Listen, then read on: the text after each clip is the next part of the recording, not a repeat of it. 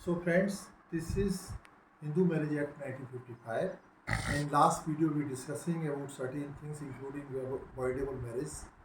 Now point comes about divorce section 13, in which grounds are given on which ground divorce can be had by any person, either male or female. So grounds told by Mr. Mehtab Saab, one is cruelty. You know cruelty, there are 158 types of the cruelties in which anything can be covered. Number two, legal restitution of time period for the couple, and also there are certain more grounds which are very important to be taken account before filing divorce under section 13. See, in that itself, there is one more divorce, that is by consent of both parties, that falls under section 13.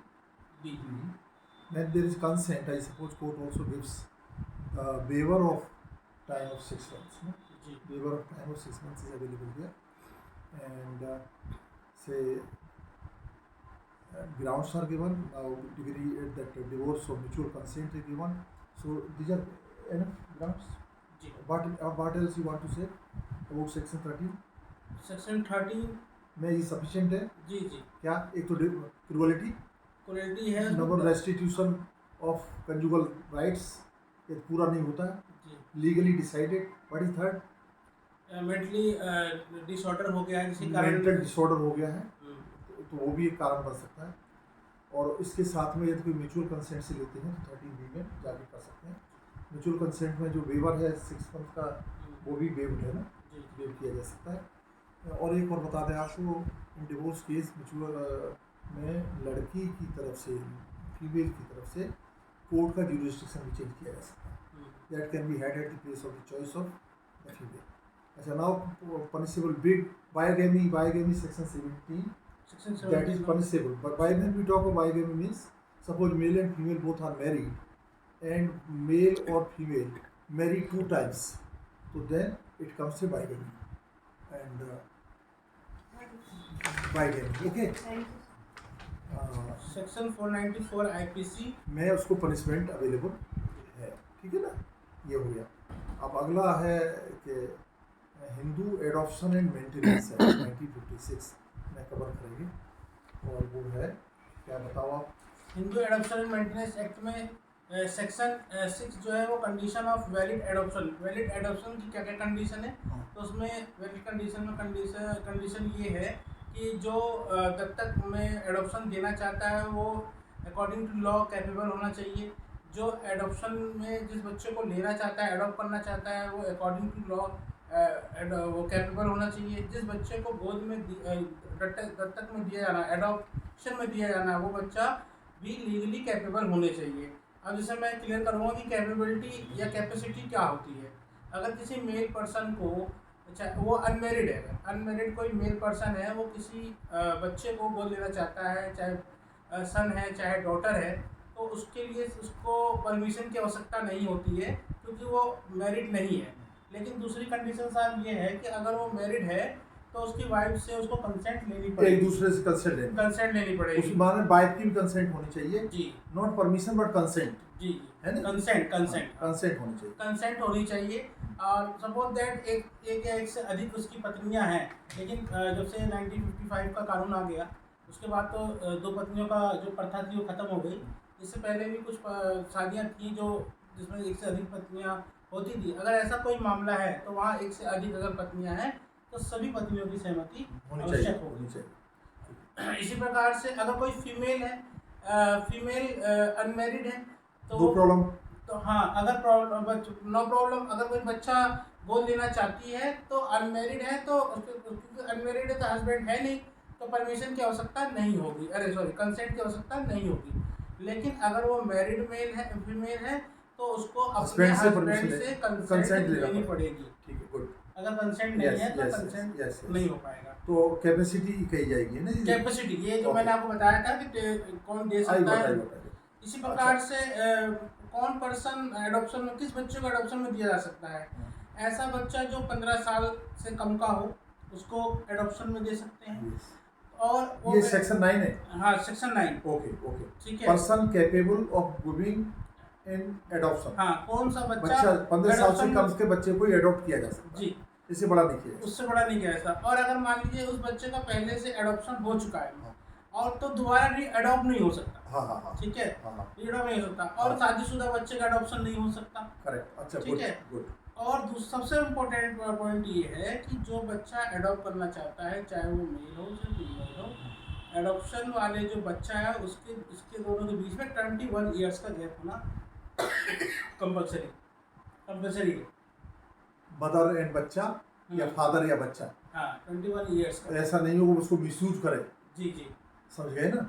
So condition behind that कि बच्चे की और parent की as में 21 years का gap होना चाहिए। नहीं तो उसके पीछे रीजन यही है कि बच्ची बड़ी उम्र का है, पता चला उसको मिसयूज किया जा रहा है, लिया तो बच्चे की तरह और यूज किसी और तरह से किया जा रहा है। तो ये बहुत बड़ी कंडीशन है और ये हमारे बच्चों को याद रखना चाहिए। जी है ना। और अदर कंडीशंस क्या है वैलिड एडॉप्शन की? जो भी लॉ के अकॉर्डिंग जो भी कंडीशंस है, जैसे उसका एडॉप्शन के लिए सेक्शन 11 है। हाँ 11 अदर कंडीशन है। ये तो 6 7 8 9 10 तो बताई दीजिए। अदर कंडीशन अगर कोई और भी है, चाहे जैसे वो कस्टमरी हो या कस्टमरी है कोई कंडीशन, या सपोज दैट कि उसको रजिस्टर्ड कराना जरूरी है, उस पर गवाह होने जरूरी है, तो अदर कंडीशन में ये कवर होते हैं। तो अब सबसे लास्ट सेक्शन जो है एग्जाम के पॉइंट ऑफ व्यू से इम्पोर्टेंट है, तो इफेक्ट ऑफ एडॉप्शन। अगर एक बार एडॉप्शन हो जाएगा तो उसका क्या प्रभाव आएगा? तो अगर सबसे पहला क्या प्रभाव, जो एक बार एडॉप्शन जिस बच्चे का होगा, तो जिस परिवार में अगर एडॉप्ट हुआ है, जिसने इसको एडॉप्ट किया है, वो उस परिवार का क्या माना जाएगा? नेचुरल बॉर्न बेबी माना जाएगा। जैसे कि प्राकृतिक रूप से वो वही जन्मा है पहला। क्या वो जहाँ से आया है उन पेरेंट्स की प्रॉपर्टी में हिस्सा ले सकता? बताता हूँ सर।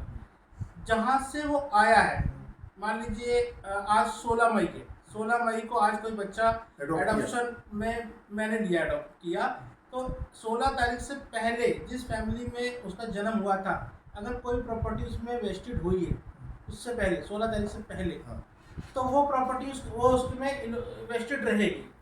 16 तारीख के बाद अगर कोई प्रॉपर्टी उसमें, जैसे मान लीजिए परिवार में कोई प्रॉपर्टी बढ़ रही है भाई बहनों में किसी प्रकार से, तो नहीं होगा। बिग यू थिंक नहीं जी, होगा। जी। कहने का मतलब ये, मानो कोई एडॉप्ट करने के बाद जिसने बच्चा गोद दिया था वो मर जाता है तो उसकी प्रॉपर्टी में हिस्सा नहीं मिलेगा। लेकिन पहले ही मिल चुका था तो मिलेगा। पहले से कोई प्रॉपर्टी वेस्टेड हो गई है बिफोर एडॉप्शन, तो हो जाए। इसी प्रकार से जिस परिवार में वो एडॉप्ट किया गया है, अगर उससे पहले उसके जो भाई बहन हैं, जो अब भाई बहन ही कहलाएंगे एडॉप्शन के बाद, अगर उनको कोई प्रॉपर्टी दे दी गई पहले दे दी गई तो उसमें उसका हक नहीं होगा, नहीं वाली होगा। गुड, तो बहुत जरूरी। आपने बहुत अच्छा पॉइंट मेहताब साहब ने बताया है कि अफेक्ट्स में ये सारी बच्चों को नोट कर लो पूरी लाइफ के लिए कि, और ये बहुत ज़रूरी है समझना कि प्रॉपर्टी में हिस्सेदारी कैसे होगी।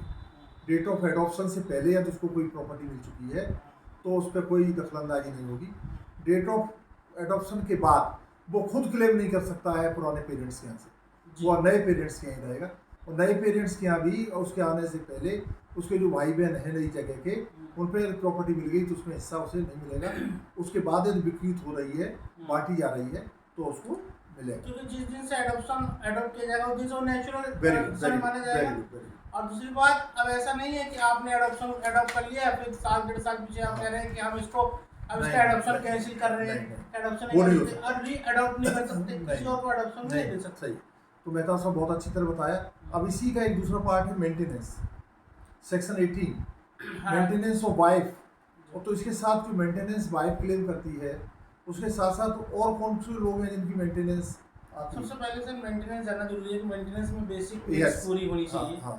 जैसे कि कोई हेल्पलेस, किसी कोई फूड है, मेडिकल एक्सपेंसेस हैं, और उसकी स्टेटस को देखते हुए जो भी रीजनेबल एक्सपेंसेस उसको मेंटेनेंस में कहा जाता है। रीजनेबल एक्सपेंसेस को मेंटेनेंस कहा जाएगा। ठीक है। सेक्शन 18 में मेंटेनेंस ऑफ वाइफ मेंटेनेंस अपने हस्बैंड से मांग सकती है सेक्शन 18 के तहत कि मुझे मेंटेन किया जाए। अगर उनके बीच कोई विवाद चल रहा है और तो उसमें चाहे डिवोर्स भी है तो भी कर सकता है, चाहे फैमिली डिस्प्यूट है तो भी चल सकता है, चाहे डोमेस्टिक वायलेंस है तो भी चल सकता है, चाहे 498 है तो भी चल सकता है। इन एवरी कंडीशन मेंटेनेंस जरूरी है। है ना। और सेक्शन 125 सीआरपीसी आप मेंटेनेंस के लिए बनाया गया है। मेंटेनेंस सीआरपीसी 125 में भी क्लेम कर सकते हैं, और साथ के साथ सेक्शन 18 मेंटेनेंस एक्ट दोनों तरफ है। मतलब ये नहीं कह सकते हाँ। कि सर 125 में जी, कर रहे हैं तो जी, 18 में नहीं जी, करेंगे, जी, 18 में कर रहे हैं तो जी, 125 में जी, करेंगे। जी।